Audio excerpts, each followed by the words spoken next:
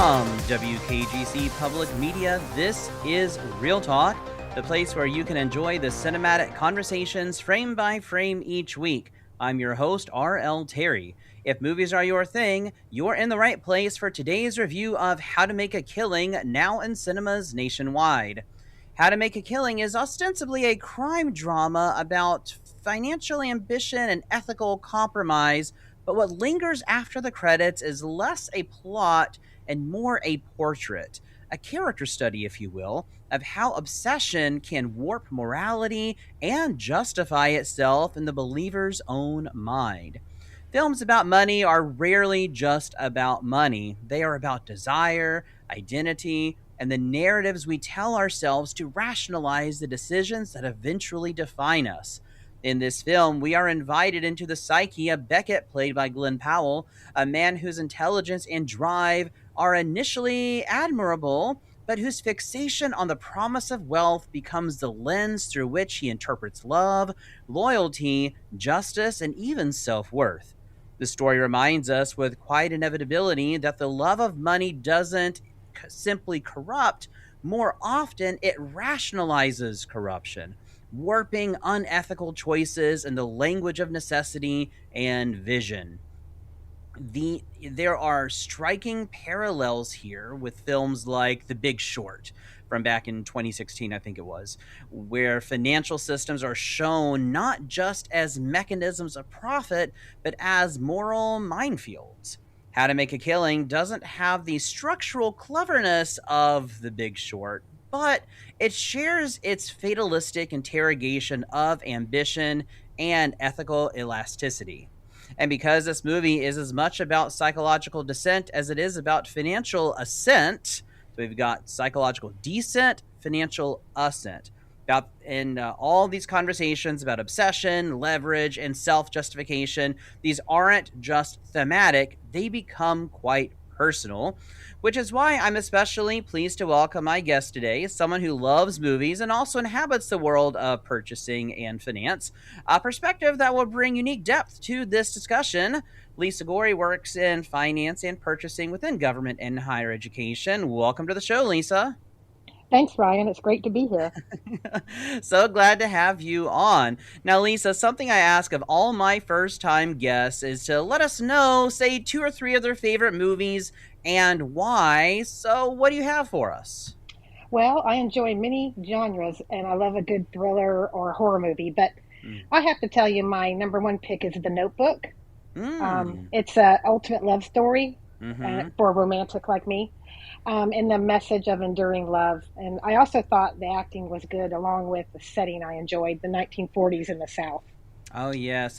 And you can visit many of those locations in the low country of South Carolina. A lot of locations are in the Charleston area, down in Beaufort. I think one of them's outside of Hilton Head. So, listeners, if you are also of the fans of The Notebook, take some time on your next spring break or summer vacation or maybe your Christmas break and go check out some of the locations in the low country that you can visit. Are you generally a fan of the films that are adapted from Nicholas Sparks' works, Lisa?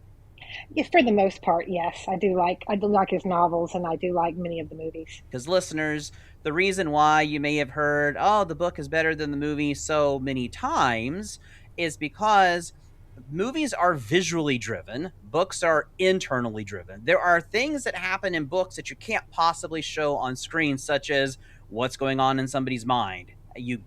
How Right. do you see that on the screen? So I'm not saying that all films, no films are guilty of misinterpretation of source material, but oftentimes it's because there are things that are happening in books with characters and in plots that is difficult, if not nearly impossible, to show on screen. But I'm glad to hear that that you find that the books are fairly faithful. Excuse me, the movies are fairly faithful to the books, and I think the Notebook is certainly one of those.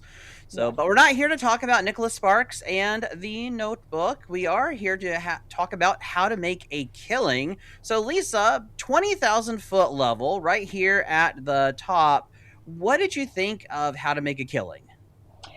Well, I'm going to just say it was entertaining for me. Um, I thought the Glen Powell, he did a good job acting, a lot of charisma there, and I Mm-hmm. enjoyed the satire throughout the movie. Um, I also loved Topher Grace's character. I Oh love that. yeah. So yeah, Yeah, it it's hasn't pretty been on good. the screen in a long time, and Right, it's exactly. good to see him there. And, Hmm. and I agree with you that we've got some clever commentary here. I find it to be a darkly comedic commentary on when ambition becomes obsession, and obsession begins to rationalize itself as virtue. And Hmm. that's something that you can apply to not only this story, but so many other stories, and even in our own lives, or perhaps in the lives of others.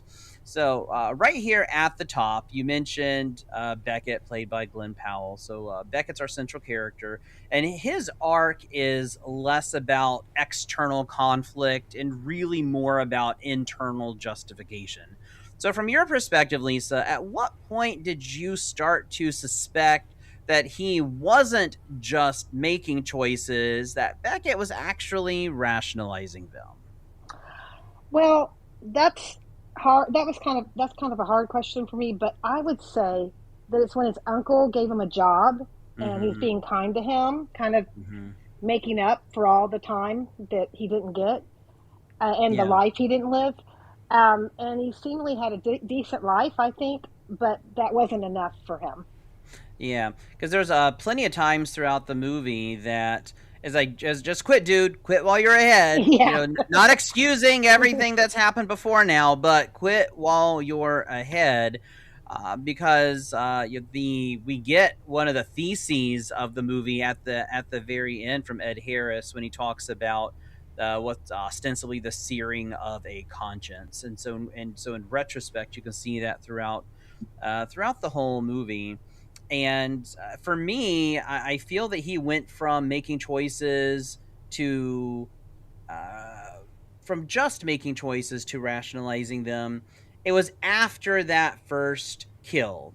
And listeners, we're not going to give away spoilers, but if you've seen the trailer, you know anything about the movie, you know there's a little bit of a serial killer thread through the movie. Yeah. So after that first kill, it was because of how easy it was. Yeah, like he I lucked into it. Yes, I think that is when it finally clicked and he began to rationalize his actions because he saw these individuals as toxic, as self-centered. Meanwhile, everything he pretty much does through the movie is very self-centered himself. So it's like the pot calling the kettle black. But it Hmm. starts there in the very beginning and he just kind of falls down into it. Then all the rest of the time, the wrestling with his decisions becomes less and less and less till he really just kind of falls right into them until that moment where his uncle gives him the job. And it Hmm. was at that moment where Beckett began to question what he was doing, but it's like he was so far in, he Hmm. couldn't quite pull away. The next invitation was beckoning him until he gets an ultimate invitation towards the end of the movie. Yes. How did How to Make a Killing, how did it make you feel about watching someone that you want to root for slowly slip into moral compromise? What was your journey like in watching our central character of Beckett's actions through the movie? Well, I did feel bad for his mom and for him Mhm. about what Yeah. happened to them and Mhm. how they were cast out and not part of the fortune. And it seemed like his mom took good care of him, Yeah. and I was rooting for him. And as he tried to speak to his grandfather, Mhm. but when the killing started, I knew he had lost his moral compass by then, Yeah. and I was disappointed because he really would have had a nice life. Yeah, I think he would have too, and he realizes it. I think it's easy to root for Beckett, particularly in the beginning, because he's not written as a villain. Which is to say, he isn't written as a classical villain from the outset. But that's the whole point of this character, which is why this movie is a great character study. Beckett's written as an intelligent, disciplined, and I'd say crucially persuasive character, particularly persuasive to himself. And each unethical decision is internally justified by him, particularly after that first one, because he kind of had the idea of doing something, but I don't know if he knew he was going to go through with it. It was almost the thrill of walking up to that line without crossing it. But then when that line was so easy to cross, then he just goes ahead and he crosses it. And through his character, I feel the film traces how obsession reorders one's moral hierarchy. Legality is negotiable, relationships transactional. The world of finance is very much part of this movie, so we've got transactions there. He even talks about that, or the people that make the most money are just keeping a percentage of what they do for others. They're not actually making money. It's very, very transactional. And then the consequences are theoretical. So I think that's why, because we may not be going around killing relatives to move further up, inheritance ladder, but there are times in all of our lives that we have probably been in situations that might parallel the one that Becket is in, and we ourselves have perhaps rationalized actions, and so we can relate to him. Hopefully, we're not serial killers and we can't relate to what he's doing. No, not that far. But it's the idea of what drives him and how he rationalizes. And I think that's why we can root for him the way we do. And even when he slips into the moral compromise, we're still rooting for him, but it's more of to get out of it. Get out of, like, we're rooting for him to get it, the inheritance in the beginning, but now it's like, dude, get out. See, here's your chance. Get out. Don't go there. Don't talk to that person. Don't flirt with that idea. Quit going to the funerals. Yes, quit going to the funeral. And my goodness, he's in there with a baseball cap and sunglasses. He is not very inconspicuous at these funerals. But that's, I feel that he's so relatable because we, may have found ourselves in a situation that may parallel, at least emotionally, psychologically, the one that he is in. And movies that have relatable characters instantly draw us in when we can see ourselves in perhaps different circumstances, but see ourselves in that character.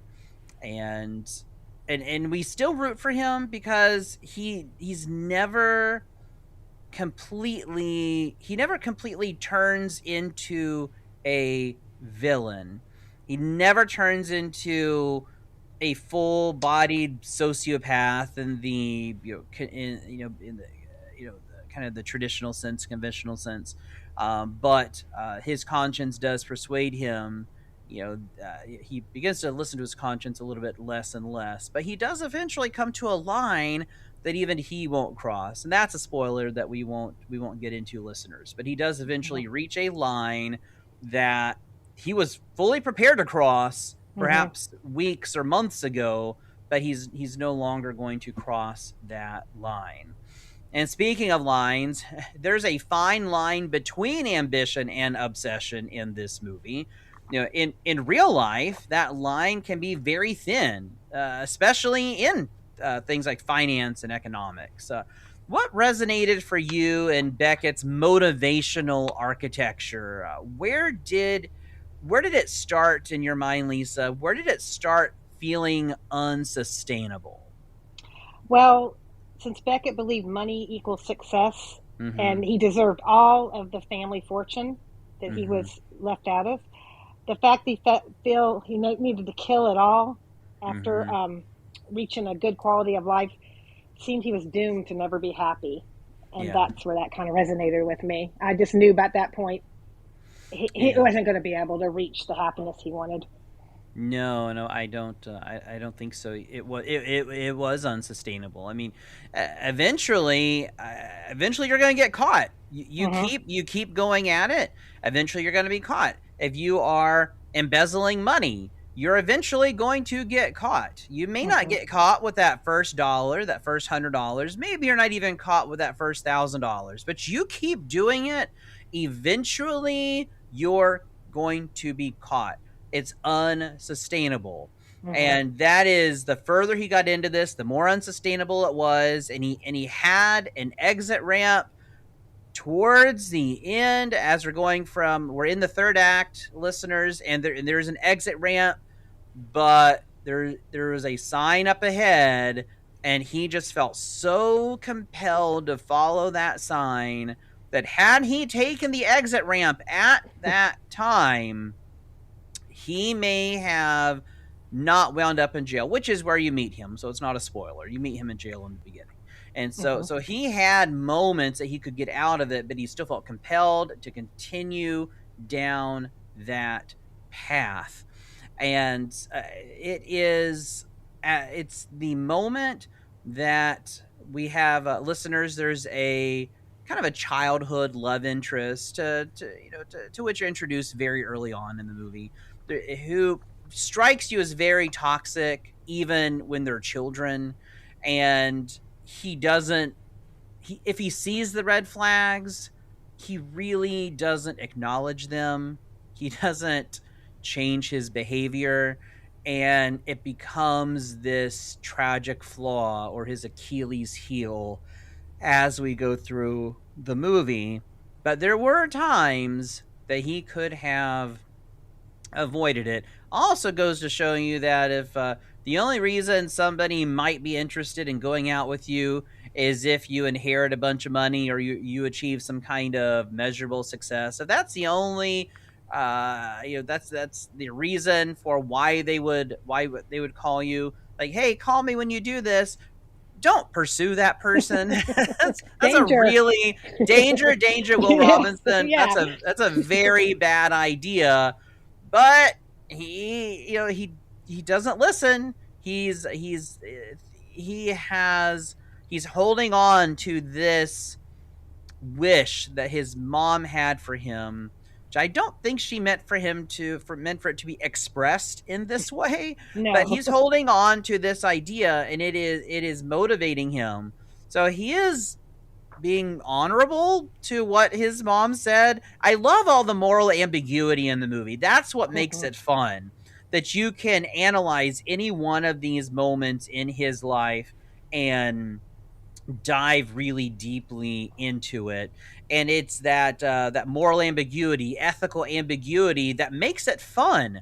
The movie does not tell us what to think as much as it does serve up these ideas, and we're questioning them and we're pondering them. And I like movies that do that, because it could have taken a stance here and there, but it spends more of its time. It's like, here is a scenario, like, what would you do? And I like that. It really brings me into the movie. So what did you think about that aspect of the movie, Lisa? Did you feel that the movie's approach to its subject matter drew you in to question, hey, what would Lisa do if she was in this situation? Yes, it did draw me in that way. A what if kind of, a very extreme what if for me personally. Yeah. but yeah, it did draw me in, and the story was different to me. I mean, we've seen some similar things, but this was similar movies in the past, but this was a different experience. And yeah, just all the shifts and changes and avenues and characters. Oh, the characters. There were so many different characters that got me too. I like that. Yeah, we get to spend a lot of time with some of the same characters, and I like that we really get to know them and empathize with them, and we really feel for them. One in particular, a love interest that comes up a little bit later on in the movie, and we'll talk about that a little bit after the break. You are listening to Real Talk on 90.7 WKGC. I'm your host, R.L. Terry, and today I am joined by Lisa Gorey, film enthusiast and a professional from the world of finance and purchasing in government and higher education. Today we are reviewing John Patton Ford's How to Make a Killing, now in cinemas nationwide. We'll be right back after this break.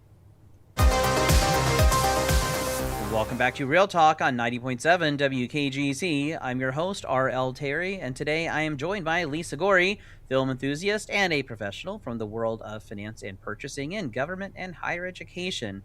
Today we're reviewing John Patton Ford's How to Make a Killing, now in cinemas nationwide. Lisa, the movie suggests that obsession with success can justify unethical behavior even when there's an underlying sense of justice in the act itself. Do you think the film makes a persuasive case that morality shifts only after patterns of self-justification can take hold, or does it oversimplify that process? Well, in my view, the movie does make a decent case in incremental shifts, since Becket gradually feels justice after each killing. But as we know, life is not clean cut, and there are other forces that contribute to a person's morality. The film doesn't bring all of those forces in, I feel, all the social personality, all those extreme that in real life, that would be what was the self-justification that would affect in real life. But it does a good job. I think it does a decent job.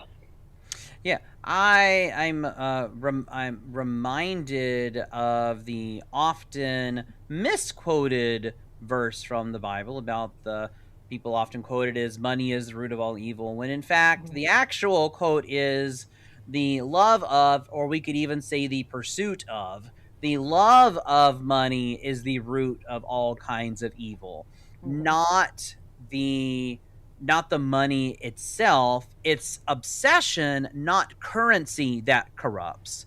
And this film understands that distinction with unsettling clarity. So I feel at the heart, the film reminds us that obsession rarely announces itself as corruption. It presents a vision or a discipline, a kind of genius, if you will. Only later do we recognize the erosion of ethics beneath it. If you were to read this film superficially, it's a crime drama about financial manipulation, moral compromise. But if we dive a little bit more deeply, it's a character study about how the love of the pursuit of money is at the roots of all kinds of evil. It is that love of, that pursuit of, that ultimately corrupts. And I feel that is at the center of here. And when success and money, when one's obsessed about success, obsessed about money, obsessed about status, then the brain is going to find ways of justifying the actions because you deserve it. In your mind, you've earned whatever it is. You've been victimized. And so you can do whatever you need to do in order to achieve that which you would define as status or success or money. And you do that enough, you sear your conscience enough, you make those compromises enough, and enough of that self-justification, then you're going to completely rewire your brain. And I think that's what we see here in Becket. It's this complete rewiring. It's kind of he's traumatized, at a young age. His mom dies. Again, listeners, it's at the very beginning of the movie, so it's not really giving anything away that you couldn't have figured out already. So his mom dies very young, and so there's that trauma. There's just even just the trauma of knowing the family that he really, the family to which he truly belongs. And his mom does what she can to provide some of those nice things for him. He picks archery, though. I would have picked fencing. I think that would have, So I think a lot of people are into archery, but I think Yeah. it's really only probably families like the Red Fellows would be going to fencing class. But anyway, so I like how it's questioning those actions, and when we ourselves have perhaps flirted around with, or we've justified some action in order to achieve something.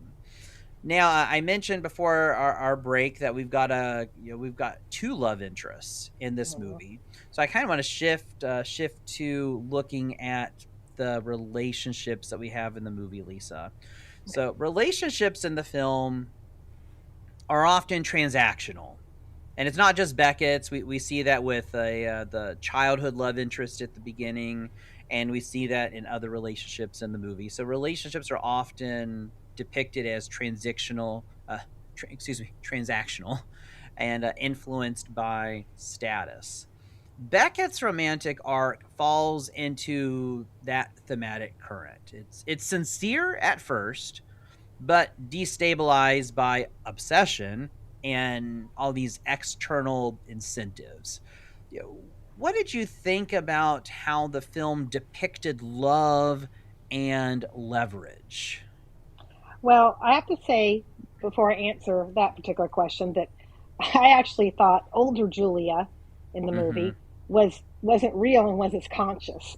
I actually was You wondering. did. Yes, yeah, Interesting take on and it. I know that they needed her character to be there as a push, a leverage for Beckett. Mm-hmm. Although I felt like we could have got a little more about Mm-hmm. her. She was very mysterious.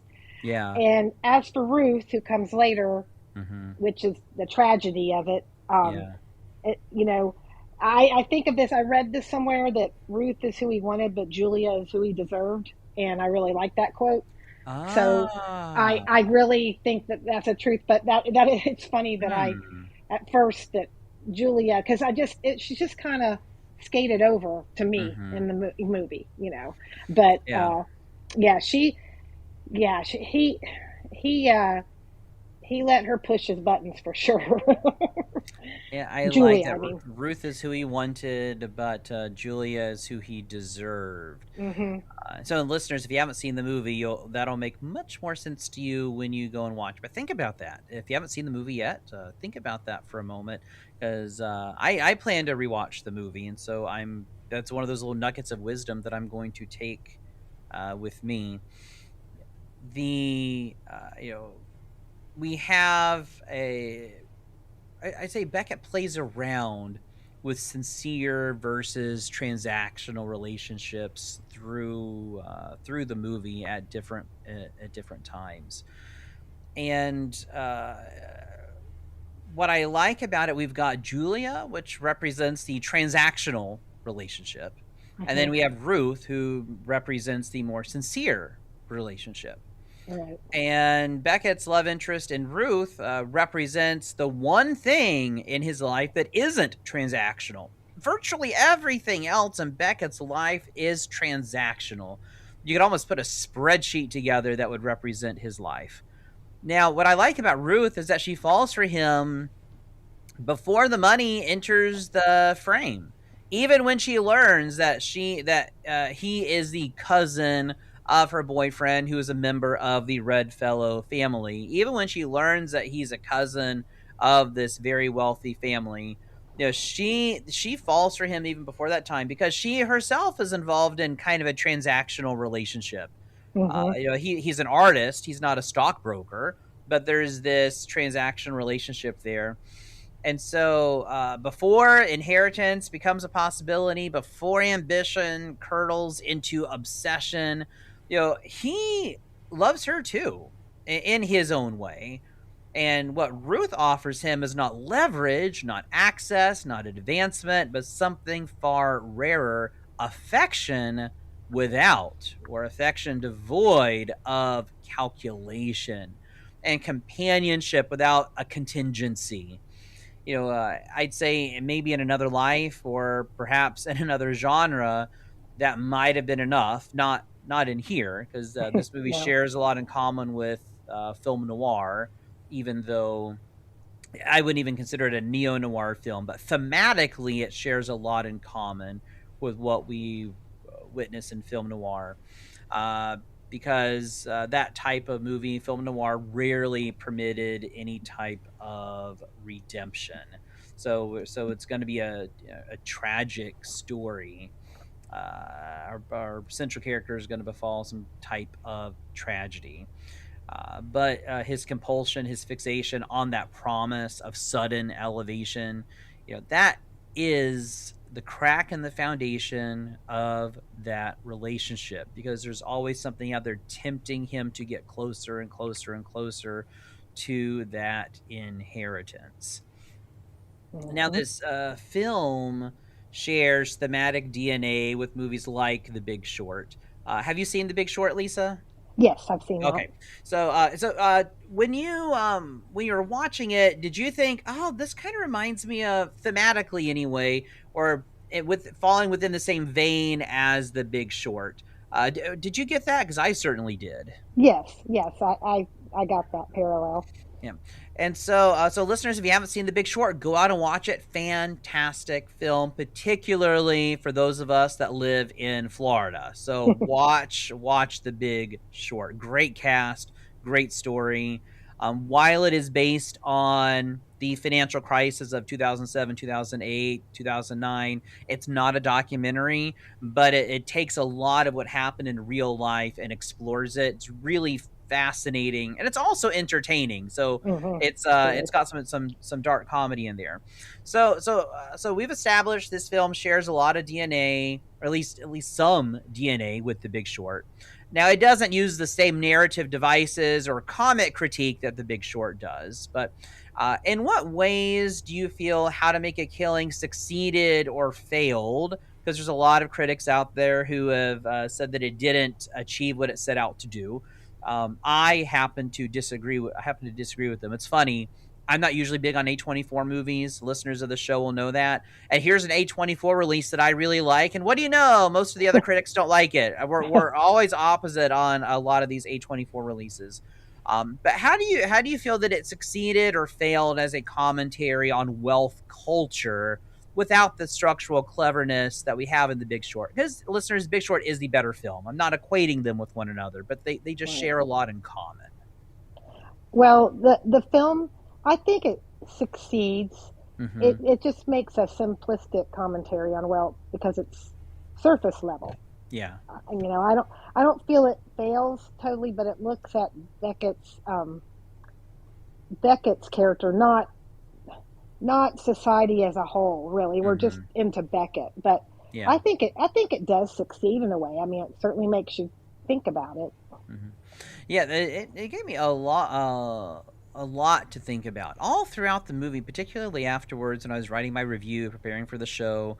Still, so much to think about, and so I was very eager to sit down and talk with you about the movie today.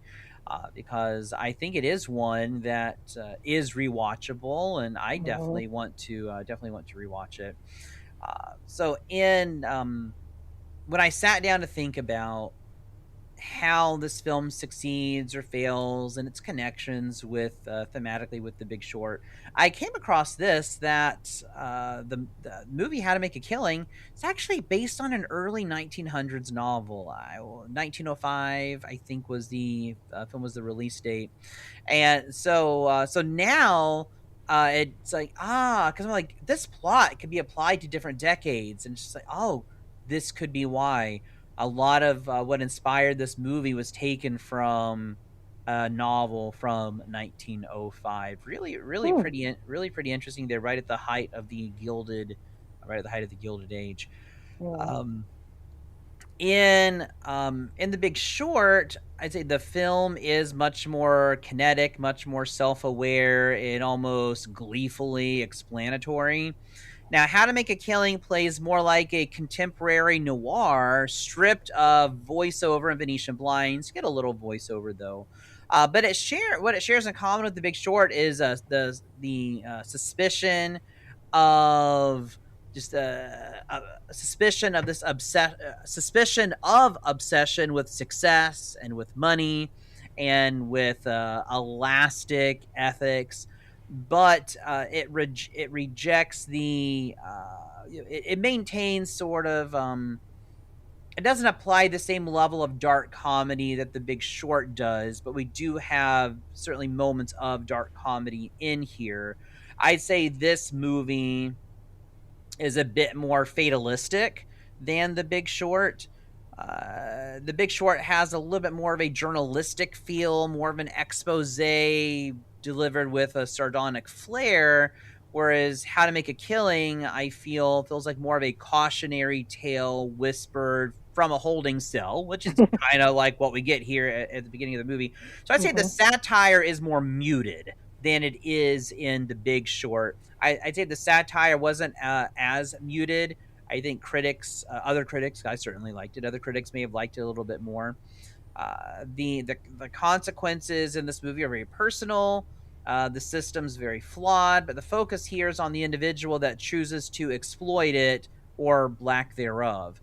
So tonally, I get a lot of film noir vibes from this. Tonally, the film feels spiritually aligned with 1940s and 50s noir, and I'd say one could easily reimagine this plot in post-war America, 1940s, 1950s, with those smoke-filled offices, with the Venetian blinds, with the whisper deals, and with the fatalistic narration. So I mean, I think it's when you closely read the film that you're going to get that. I'd say most individuals going into the movie are probably not going to think neo noir or film noir, but I really like those. I really like those connections there because it made for a richer experience for me. But I'd say it ultimately succeeds, in my opinion, with its commentary on wealth culture. We get different images of wealth in the movie. I don't know if these individuals struck you in this way, Lisa, but those that died. So our victims here, I feel they each represented a different face of wealth and the different kinds of monstrosity that obsession with wealth can and often does produce. We have those that flaunt their prosperity with vulgar bravado. Our first victim, who's flying in the helicopter, dumping the money. Hey, folks, you're still poor, and then Yeah. and then he goes off, and they mistake excess for authority. And then you've got others who manipulate and exploit. We've Topher Grace's character, those who manipulate and exploit with a polished smile, weaponizing charm, and access as currency. And then you have those who inflate their own sense of importance. This is our artist in the movie. He's representing his own inflated own sense of importance, confusing proximity to power with moral superiority. Yet the film wisely tempers its critique because, and you mentioned our character, the uncle, earlier, so we're going to circle back to him for a moment. Not all wealth is predatory. There are figures, Uncle being one of them, of means who genuinely open doors, who extend opportunity, even if their motivations are tinged with ego or paternalism. Yeah, I'd say this nuance prevents the movie, it prevents the story from collapsing into caricature because it so very easily could have. The danger here, the film suggests, isn't wealth itself, but it's that moral distortion that can accompany its pursuit or its performance. And so and it's just that makes the movie so incredibly smart because it's not demonizing currency, it's not demonizing money, it is demonizing the obsession with the pursuit and it being this culturally defining, identity defining thing. And that is what the film is talking about. Right. So we've got it's very rich subtext in this movie. But we're coming up on our next break. So, listeners, you are listening to Real Talk on 90.7 WKGC. I'm your host, R.L. Terry, and today I am joined by Lisa Gorey, film enthusiast and a professional from the world of finance and purchasing in government and higher education. Today we are reviewing John Patton Ford's How to Make a Killing, now in cinemas nationwide. We'll be right back after this break. Welcome back to Real Talk on 90.7 WKGC. I'm your host, R.L. Terry, and today I am joined by Lisa Gorey, film enthusiast and a professional from the worlds of finance and purchasing in government and higher education. Today we are reviewing John Patton Ford's How to Make a Killing, now in cinemas nationwide. Lisa, this film seems to argue that those who crave influence and success will use weakness and tragic flaw to their advantage. Julia, anybody? Including manipulating emotional attachment. Do you think the film gets at something true about ambition, or does it veer more into melodrama? Well, the film uses extremes to show ambition for sure. Mm-hmm. Maybe the love interest and family relationships can be Mm-hmm. seen as melodramatic, but Mm-hmm. at its surface, ambition to climb the ladder to success and then go too far is certainly true for many. Mm-hmm. Yeah, we're I think we could talk a little bit more about Julia here without giving anything crucial away to listeners. Why do you think that Becket was drawn to her, even though from the time they were kids at what, 10, 11, 12, something like Yeah. that, from the time they were kids, that there are all these red flags? So why do you think he was drawn to her and really obsessed with her all, even the years that they didn't see one another? Because when she walks into the shop, again, listeners, near the beginning of the movie, when she walks into the shop, he's just instantly transported back to what, 12-year-old him. Why do you think he was fixated on Julia, who from the moment we meet her is a terrible person? Yeah. Well, I mean, at first, I don't know if he was drawn to her as much as his mother kind of placed him in that environment where they met. And I think he was drawn to her first and foremost because of the life she led. And, he didn't even, you see their relationship form when they're younger, and she's in control of it then. Yeah. And then later on when she's older, she just pops up, and I think she's mysterious and pretty, and he probably felt safe with her because she already came from wealth, although he didn't know her history. But yeah, I think, and she just keeps poking the bear. I mean, and I think he tries to get away from that, but he just isn't able to. She's always inserting herself in his life somehow. Yeah, Kind of psycho. She reminds me of very much of femme fatale. Again, one of the other parallels to film noir, very much a femme fatale, where it's like, dude, don't pursue her, danger, danger, written all over her, but yet there is something, and I think you hit it on the head, Lisa. There's something mysterious about her, and so she very much carries herself like a classic femme fatale, and even as adults, she's like, do you have your inheritance yet? Okay, when you do, call me. And it's just like, she's not being playful. I think she's, we'll come to find out that she's serious later on. This isn't playful. This is, no, the only way she would be interested in him is if he achieved all this inheritance that he said he was going to have, which, he probably shouldn't have leaned into as much as a kid. Like, when she asked him where he's from, he's like, I'm from such and such, New Jersey. She's like, oh, are you homeless? No, I have a home. Well, my mom says everybody that lives in such and such is homeless. She's like, I'm going to inherit a lot of money one day. And she believes him. That's the Yeah, strange thing. yeah. She believes what he said. She's like, so she's a little climber herself because perhaps maybe, we don't learn a lot about her family. Maybe she sees where things may be a little unstable. Perhaps her family is putting on a bunch of airs. Maybe they have lost a lot, but they don't admit it. So they just still kind of continue to live that champagne life. Meanwhile, they're pouring ginger ale into that champagne bottle. Yes, So definitely. I think the film does a great job with its very pointed commentary on relationships built upon status. You could even say influence or net worth. And the film suggests that when affection is contingent upon achievement, when love materializes only after measurable success, it's less love than it is leverage. And boy, oh boy, do we see leverage used later on in this movie.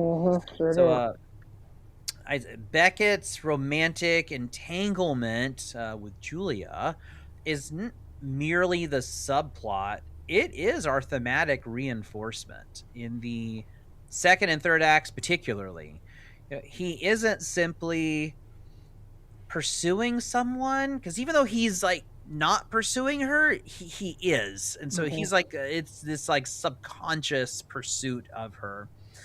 But it is that pursuit, much to his own chagrin, that dynamic is that first step towards the moral descent that he experiences the further we get into the story. Now, what I find interesting, Lisa, is the toxic relationships in this movie aren't really explosive. They're more aspirational. So when we typically think of toxic relationships, we think of something very explosive, but we don't have that here. It's much more aspirational. Did you notice that we got all these we got a toxic relationship, but it's you always expect for it to become explosive, and Hmm. really there is one moment it kind of does, but for the most part it isn't. It's No. like this subtle undercurrent. It's this through line through everything. Yeah, and talking kind of around it, Yes. just teasing with teases, you know. Yeah, Mm. I noticed Very that too. very calculating, Hmm. and I'd say that's what makes this relationship much more insidious than any explosive relationship. The fact that it isn't explosive. It's all happening behind the scenes. And so I feel what John Patton Ford does here is he quietly warns us that those who crave financial or social influence often exploit weakness and tragic flaw, convincing their target that they're both reward and refuge. That's Julia to a T, convincing Becket that she is both reward and refuge. And so the toxin here may look exquisite, it may even taste intoxicating, but it corrodes judgment long before the damage is visible. Yes. And Julia knew it very early on. Becket should have known it, but he didn't. He certainly had moments to get out of it until you kind of reach the point of no return, and then you very much can't get back out of it. Right. So now the movie ultimately reminds us, and this is something I mentioned a little bit earlier, but I want to dive into it more deeply. The movie ultimately reminds us that not all wealth is predatory, and that some figures do influence help, even when others are flawed. So, what did you make of this added character type or this added idea to the movie? And what I'm speaking about here is relationship between Becket and his uncle. I feel that it is something that we needed for the full effect of the story, for the richness of the story we have. So, what did you think about that part of our theming in the movie, reminding us that not all wealth is predatory? Well, I thought it was refreshing. I mean, Hmm. out of the blue, this relationship just comes, and he seems to, put him under his wing and take care Hmm. of him, and and I believe lead to the right direction, but it just isn't enough. And as we see later on, you know, that that under the wing Mm-hmm. isn't forever for Becket. No, no, it isn't. It was enough to for hate to perhaps take a pause from festering, for resentment to take a holiday, Yeah, albeit a brief one, yeah. because he even says to himself, gosh, I've been given this opportunity. You know, I can just keep doing this. I moved into a nice apartment, Hmm. and I've got a girl that loves me for me, but it still wasn't enough. I guess that's one of our lessons here is what is enough, and when is enough, and sometimes it never is. When are you going to be satisfied? Hmm. Oftentimes it's when you get a little bit more, or when you achieve that a little bit more, and there's no end game. There's no Right. end to it. I mean, the only end is truly self-destruction. Hmm. And so the movie has so many different lessons that it can teach us, as so many different themes, and we've talked a lot about them throughout the course of the hour.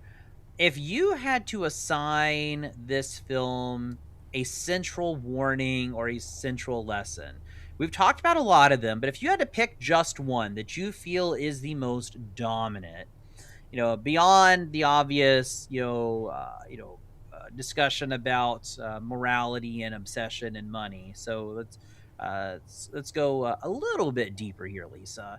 If you had Okay. to assign the film a central warning or lesson for us, what would that be? I would think that when one is feels entitled and entitlement, and you become super Mm-mm. focused on that, it can ultimately be your downfall if that's what your Mm. focus is or that's what your belief is about everything. Mm-hmm. And unfortunately, Becket, that was a big hunk of his why he did what he did was Mm-hmm. entitlement. And his mom, Yeah. I mean, even though she didn't mean to, she added into Mm-hmm. that as well. Yeah, she did. Hmm. She did. For me, it's what I mentioned earlier. Uh, the lesson that sticks out the most to me isn't about um, the money or the obsession, because I think those are all very much symptoms of the central issue. And for me, the central warning and the lesson here is learn to be content. Hmm. Because if you Exactly. can't learn to be content, it's going to manifest itself into all these other areas that we have talked about. If your identity is in something that is temporal, when that temporal thing goes away, you're going to be left incredibly empty, and you're going to do whatever you can to fill it. So I say the real lesson here, it's a study in contentment. And there's even, I think, one time at one point in the movie where he admits to his being content. Well, that he almost feels content, where he sees Yeah. contentment on the horizon, but he never quite grabs it. And so for me, that's the central theme through here is the danger. It's the warning, the dangers of failing to learn to be content, because Yes. So we true. often mistake contentment for lack of ambition, lack of initiative, lack of desire. It's none of those things. You can achieve great things and still be content along the way.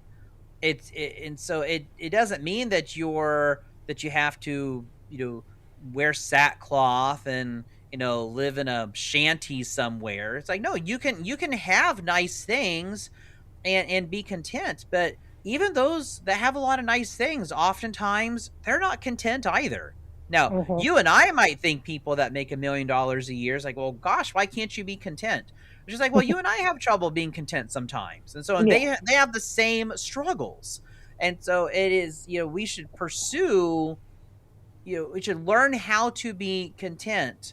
And otherwise, of course, it's an extreme example in the movie, but Right. here's a warning of what can happen when you fail to be content. So I'd say in the end, How to Make a Killing, it's not just a story about financial maneuvering. It's a study in self-deception, and it's a reminder that we can tell ourselves narratives that can rewire our brains, and they can end up being some of the most compelling traps of all. So we're just about out of time here, Lisa, but just here the next minute or so, is there anything else that you wanted to mention that really stuck out to you from How to Make a Killing? Well, without giving too much away, of course, but I just think it is a tragedy. It is sad because Becket ended up being in a worse position than when he ever started. Yeah, he did. And just, he kind of be careful what you wish for kind of thing. Mm-hmm. And yeah, so that kind of resonated with me. He he ended up just, albeit he could have ended up another way, as we know, but he did end up in a lot worse position. Yeah, the trappings may look much more attractive, but at the end of the day, you're right. He is in a much worse position than he was when he first started. Mm-hmm. So we start in prison and we kind of end in prison. Yes. It may look a little different. Type. Yeah. Yep. But that is all the time we have for today, Lisa. Thank you so much for joining us on Real Talk today. Oh, thanks. It was my pleasure. Fun to talk about the movie. Thank you so much for coming on and talking about the movie. I enjoyed my time as well. Well, listeners, if you missed any of today's episode or to listen to past episodes of Real Talk or other shows on WKGC, we are on a podcatcher near you. Just search for WKGC Public Media on your podcast service of choice. Stay tuned for Jazz in a Minor Key with Walter Hale coming up next. Thanks to all of you for listening. I hope you'll tune in again next week, same time, same place, for more Real Talk on 90.7 WKGC.